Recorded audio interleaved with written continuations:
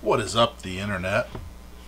Let me tell you a quick story. One time, a guy let me borrow his KTM 300 something or other two-stroke woods bike, and I only had experience with motocross bikes at that point, so I didn't know that a two-stroke could have low-end torque and do stuff in the woods. So ever since then, I wanted my own two-stroke woods bike. I've got a CR250, but I don't think it's ideal for the forest. It'll just get you killed. So I started hunting around and decided I wanted a similar CR250 to my 95 500. And I like the steel frames. I like the 18-inch rear tire. And I just happened to find this 93 for sale on Craigslist that day. So I went down and picked it up. It already had a gnarly pipe on it. Has a turbine core silencer brand new installed. Just need to make some modifications to it to get it ready for the forest. This is the first bunch of those add-ons and mods. Changing the front sprocket out, adding some hand guards to it, and adding the Sport Armadillo pipe guard. So the first move I wanted to make was to change the oil real quick. I didn't know what he had in the transmission, and what I found in there was not oil at all. It was gear lube. I don't know if it was a 90 weight or 140 weight, but it came out like chocolate syrup. It was super thick. So I swapped that out. The manual calls for a 5W30 or a 10W40 or something like that, and he had this heavy stuff in there, which won't hurt anything, but it makes it harder to shift and a little grouchy on cold mornings. So I swapped that out and put in some Castrol something or other motorcycle stuff. Next up was to pop the chain off so that I could get to that front sprocket.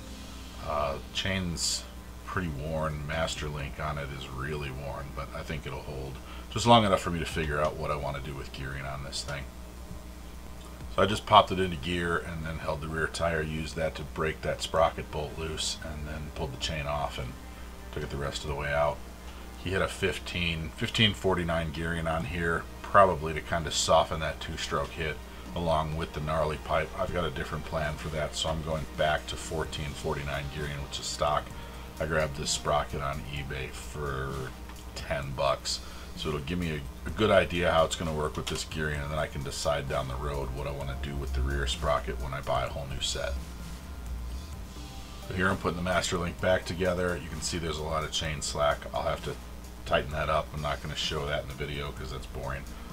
This is like a DID X-ring chain. I don't know if that's what you use on dirt bikes. I feel like that's a street bike chain, but I'm not really sure. I'll need to look into it a little more when I do get around to replacing it.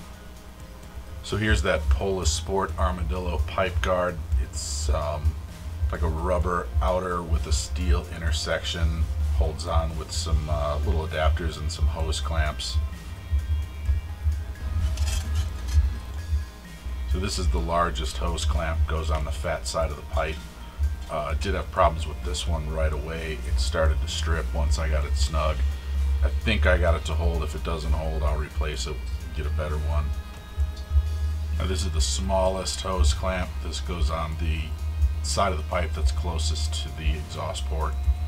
Here I am trying to get the actual pipe protector fitted before I get everything snugged down on the small side of the pipe. I guess I didn't bother to record myself attaching this side, but it attached pretty similarly to the other side, to the small side, and that's probably because I didn't have a lot of room to work over there. I was working next to this piece of stuff. So here I'm kind of bending the little tabs or ears or whatever around the pipe to fit everything.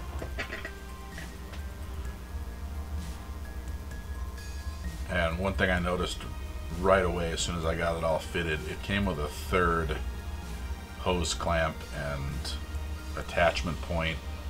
I hadn't installed that because in their install video they don't use it, but it's definitely a necessity. You got to put that on, otherwise the lower portion of it, if it bumps into anything, it'll just kind of roll out of place and twist, and it won't be where you want it. Alright, here's the hand guards I picked.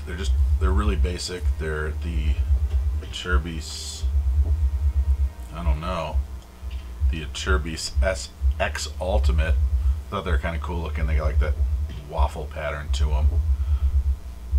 They're pretty easy to mount up.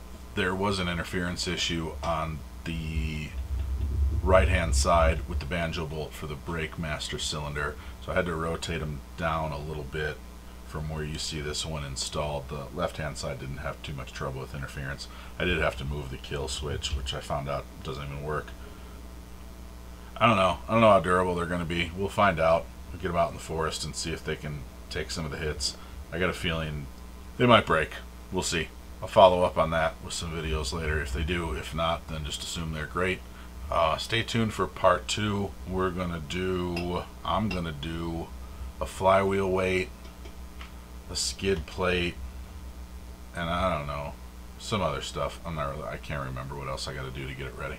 So stay tuned, subscribe, comment below if you got any questions. Later.